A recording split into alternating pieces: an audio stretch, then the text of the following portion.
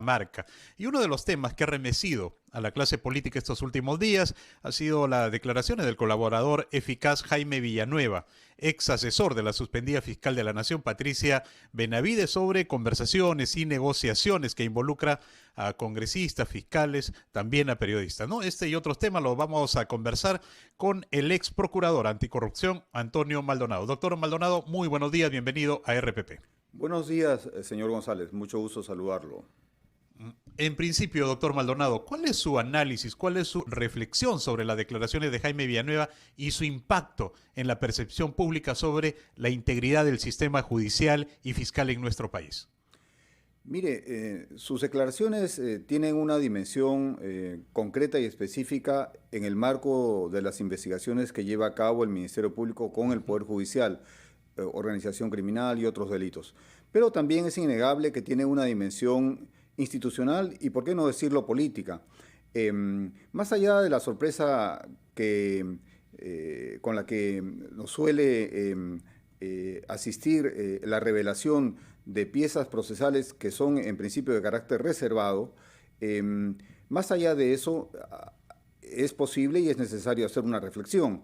Y entonces una de las primeras reflexiones que podemos hacer es que a casi 24 años de la recuperación de la democracia en el Perú, el Ministerio Público y también en cierta medida el sistema de justicia en el Perú sigue teniendo una serie de vulnerabilidades y limitaciones y debilidades que hay que tratar de, en principio, entender, hacer un diagnóstico correcto de ellas y tomar las medidas por parte del gobierno o de los gobiernos para enfrentarlas.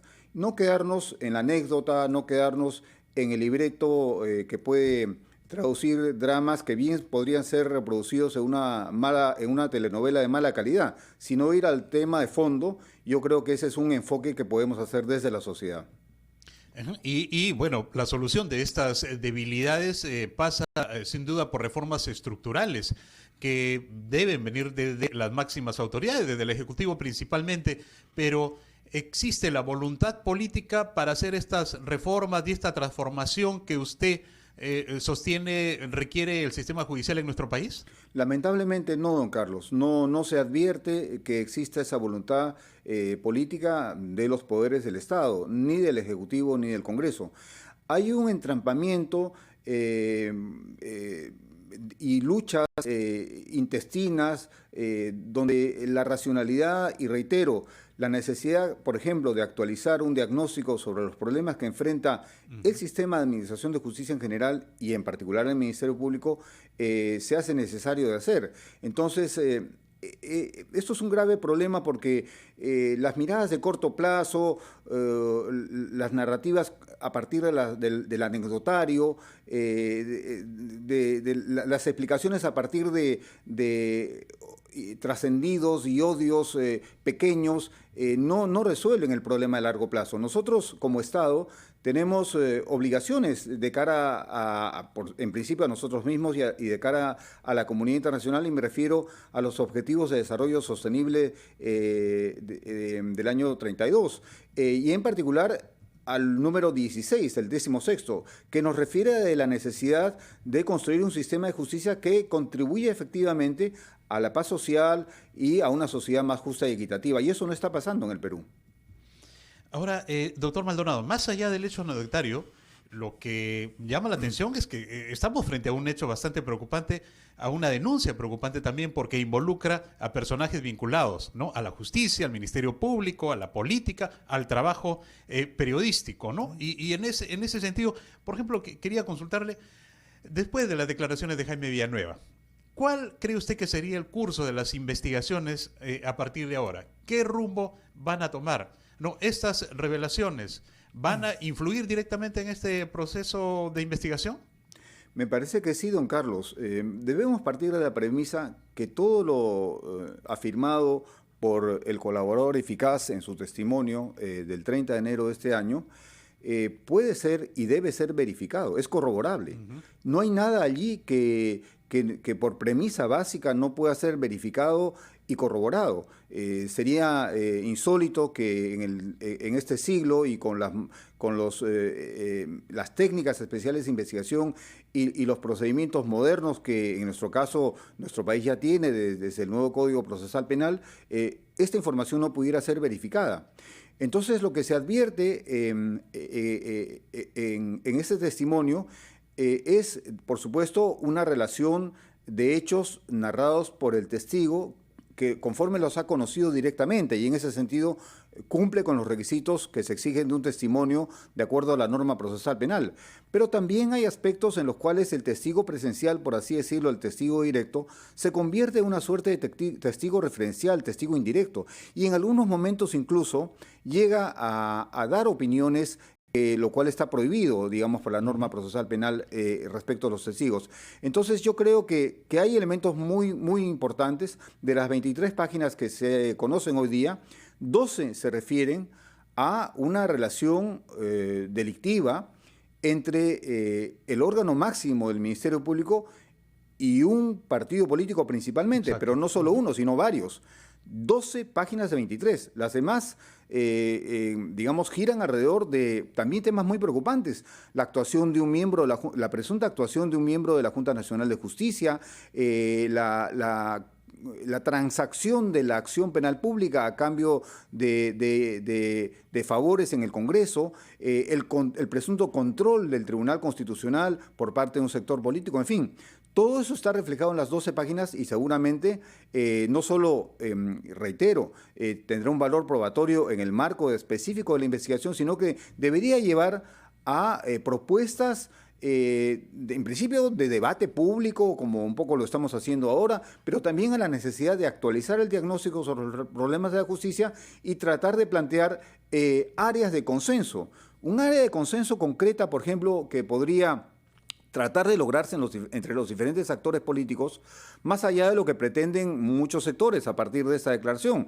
Unos sosteniendo que hay un complot contra un líder que ya no está más en el escenario político nacional, otros sosteniendo que esto lleva a la anulación de todas las investigaciones que se han llevado a cabo hasta el momento. Pero más allá de eso, digamos, un área de consenso sería el punto referido a que la acción penal pública que lidera y ejerce de oficio el Ministerio Público no puede ser objeto de transacción política. Y eso es fundamental porque podemos ver escenarios nacionales, geográficos y políticos donde esto ya ocurre. Esto ya ocurre con ministerios públicos controlados por el poder político, como ocurre, reitero, en El Salvador, en Nicaragua, en Venezuela y en Bolivia. Y eso es altamente nocivo para la sociedad. Todos perdemos. Este punto en el cual podríamos estar todos de consenso, más allá de si somos izquierda, derecha, centros, lo que sea, este punto no lo podemos lograr porque simplemente hay un nivel muy alto de polarización política. Polarización, sí. Pero también en este escenario hay una institución que cumple un papel importante. Y yo le pregunto, ¿cuál en este caso es la responsabilidad de la Junta Nacional de Justicia frente a estas acusaciones y qué medidas podrían tomarse para abordar esta situación? Doctor Maldonado, le voy a pedir unos segundos, por favor, para su respuesta. Nos vamos a ir a una pausa, escuchamos a nuestros anunciantes y luego regresamos con este interesante diálogo. Volvemos. 8 de la mañana con 18 minutos. Estamos en Ampliación de Noticias, edición dominical. Los acompaña Carlos González y estamos conversando con el doctor Antonio Maldonado, ex procurador anticorrupción, haciendo un análisis sobre las declaraciones, ¿no?, de Jaime Villanueva, ex asesor de la suspendida fiscal de la Nación, Patricia Benavides. Y le consultaba, doctor Maldonado, respecto al papel y a la responsabilidad que tiene en este escenario la Junta Nacional de Justicia. Bueno, don Carlos, el papel es fundamental, particularmente en la salvaguarda de la integridad del sistema de justicia. Ellos se cumplen mediante las garantías que nos debe ofrecer la Junta Nacional de Justicia de salvaguardar un proceso de selección de jueces y de fiscales, pero más allá de ello, también de evaluar el correcto comportamiento de estos actores del sistema de justicia. Hoy, en tiempos de la modernidad, hay no solo estándares nacionales aplicables a la evaluación y al juzgamiento al análisis del comportamiento de jueces, fiscales y otros funcionarios que cumplen funciones de justicia, sino también hay estándares internacionales, de tal manera que no estamos en un páramo normativo. Las cosas están claras normativamente. Es más, en la arquitectura institucional que tiene nuestro país, el modelo de la Junta Nacional de Justicia, y ello era también cierto respecto de su predecesor, el Consejo Nacional de la Magistratura, es uno de los mejores modelos del mundo. Esto de acuerdo al famoso informe del año 2009 del relator especial de la ONU, el señor Leandro Despuy, donde analizó todos los sistemas de salvaguarda de integridad de la justicia en el mundo, y este es el modelo técnicamente más apropiado para garantizar que la integridad de la justicia esté ajena a hechos políticos, etcétera. Pero en el Perú somos muy creativos, le damos la vuelta a la norma. Entonces yo creo que en conexión a su pregunta y a las declaraciones que estamos comentando... En este caso puntual, ¿qué debe hacer? Bueno, lo primero que debe hacer la Junta Nacional de Justicia es darnos cuenta, informarnos respecto de este comportamiento que se alude uno de sus integrantes tuvo. Inclusive poniendo una nota de calificación sobresaliente en el examen que prestó la señora Patricia Benavides del conocimiento del idioma inglés, cuando en la declaración testimonial se dice que la señora no entendía nada del idioma inglés. Entonces, esto, además de otros hechos que se refieren a las razones cómo terminamos en esta situación, respecto de qué garantías nos ofreció y nos debe ofrecer la Junta Nacional de Justicia para enfrentar el problema previo, el problema pasado y el problema actual, son las tareas que le demandamos a la Junta Nacional de Justicia. Keiko Fujimori, la lideresa de Fuerza Popular, ha pedido la salida de los fiscales Rafael Vela y José Domingo Pérez en su investigación. ¿Qué cree usted, doctor Maldonado? Mire, me parece que es un aprovechamiento oportunista de una situación que en principio... respecto de la declaración testimonial, vuelvo a decir, de las 23 páginas, 12 hacen referencia al partido que la señora lidera. Entonces, yo creo que hay que tener, digamos, una actitud poco autocrítica para plantearse un aprovechamiento de esta naturaleza que además a los efectos procesales no va a funcionar. Pero yo creo que hay que tratar de ser serios. Creo que los líderes políticos en el Perú en este momento deben ser sobre todo constructivos y serios y no tratar de aprovecharse respecto de investigaciones que están en curso contra ellos. Respecto al periodista Gustavo Gorriti, ¿cree usted que le debe explicaciones al país? Mire, en las declaraciones de este señor Villanueva, el señor Villanueva hace referencia a lo que ciertas personas sostuvieron o hicieron, entre ellas el señor Gustavo Gorriti. Bueno, en efecto, respecto de lo que se sostiene allí, el señor Gorriti pues debe darnos su explicación. Debe decir si lo que se afirma allí en principio ocurrió o no ocurrió, con esa intención además. Pero en este caso concreto debo señalarle que en el Perú, y volviendo al punto original de reflexión de esta entrevista, a los 20 tantos años de recuperación de la democracia, el Ministerio Público sigue sin la capacidad de producir la información para llevar a cabo investigaciones penales eficaces.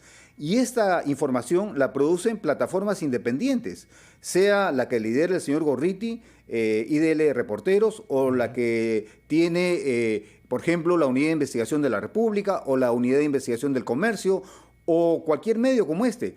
La noticia criminis, como se dice, la producen plataformas independientes de investigación.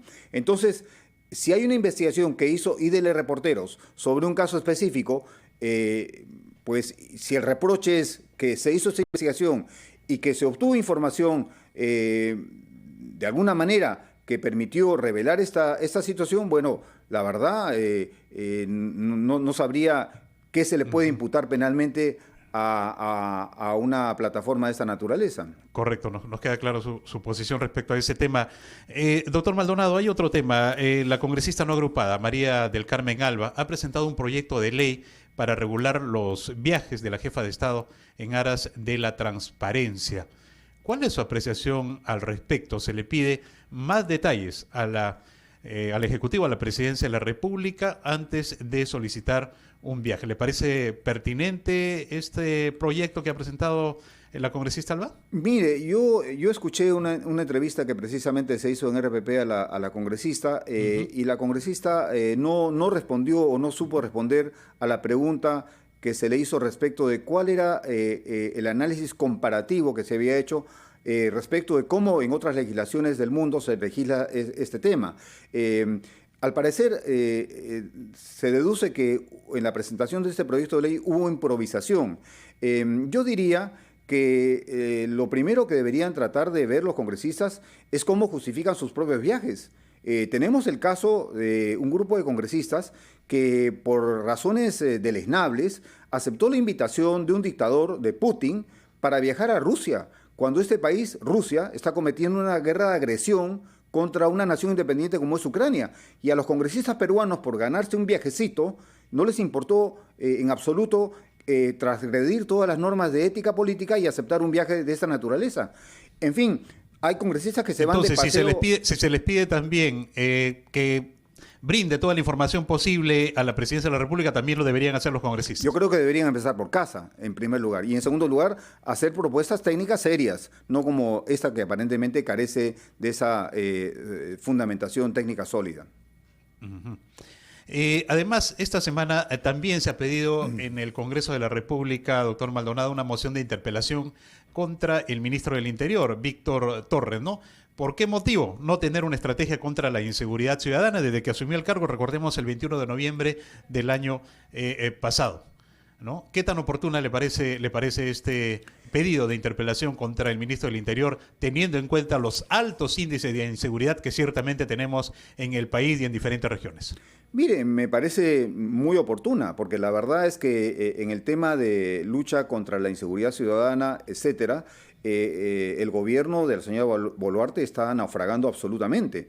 No tiene estrategia alguna, sus medidas son totalmente populistas y demagógicas y carecen de total eficacia. Entonces, lo que hay que analizar a través de esa interpelación no es solamente la conducta del ministro del Interior, sino la de todo el gobierno de la señora Boluarte. Y reitero, a mi modo de ver, el gobierno de la señora Boluarte está sobrepasado absolutamente por la criminalidad, como se dice en el Perú, extranjera, que en realidad hay que decirlo con nombre, es la criminalidad importada de Venezuela, de Colombia. Hay que preguntarse por qué llegó tanto lumpen colombiano y venezolano al Perú y cómo esta situación se ha sumado a la criminalidad existente en el país y ha terminado de llevar a una situación en la cual el pobre ciudadano sufre tragedias. Hay ejemplos de víctimas que son expresiones de esta situación muy grave. Está esta señorita a la que secuestraron y evidentemente ultrajaron los secuestradores. Están estos señores que mutilan en los secuestros, que asesinan. Y ya también hay que investigar la participación de miembros de la Policía Nacional. Está la revelación respecto de que el arma con que se mató a un candidato presidencial en Ecuador es un arma que provenía del ejército peruano, el tráfico de armas. Todo esto ya se viene denunciando hace tiempo y el gobierno de la señora Boluarte no hace absolutamente nada. Y eso hay que decirlo claramente.